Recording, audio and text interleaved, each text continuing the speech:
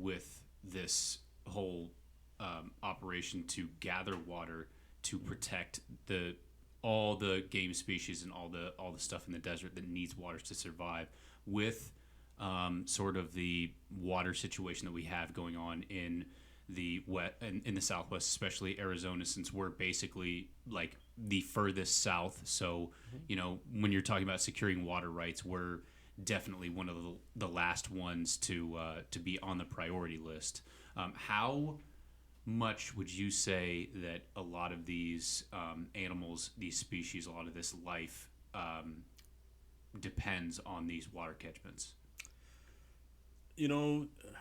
Dave, I think that really came to light for me. It really hit home. I saw a picture.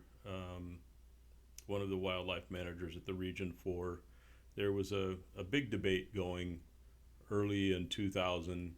They were looking at trying to, whether they needed to develop waters or should develop waters for the Sonoran pronghorn as part of their recovery effort, as they are on the endangered species list. And there was a debate raging between those that believed they didn't need water and those that did. And so they decided to do an experiment. And so, they went down to the local big box store and they bought a purple or a blue storage tub and set it out in the desert, filled it with water, and they set a game camera behind it. And they set off back and watched on a mountain and watched as these Sonoran pronghorn, moving around free range, they got directly downwind of this tub of water, turned and walked straight into it and took a drink.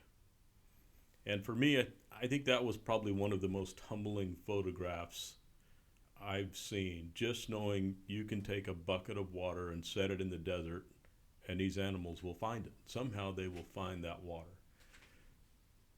Knowing that all of these critters out there need water to survive, and it doesn't matter what it is, whether it's that deer, antelope, bighorn sheep, coyotes, quail, you can hit any one of these water holes at any time of the year and there are bees, insects, everything out there has to have water to survive in one way or another, one shape or another. And when you think about that, we would not have many of the wildlife resources that we have out there without that water. So you look at, and we have altered how some of that water, how they have access to that water. And by that I mean, I don't know how many years ago Painted Rock Dam was constructed, but that basically put a stop to a lot of the water that was flowing down the Gila River. So that water source went away for a lot of our wildlife that had existed for centuries before we built that dam. Fences were put up as we developed railroads and highways and such to try and keep wildlife off of it, interrupting their natural migration paths. There's a lot of things that we as people and as development occurred had an effect on something else.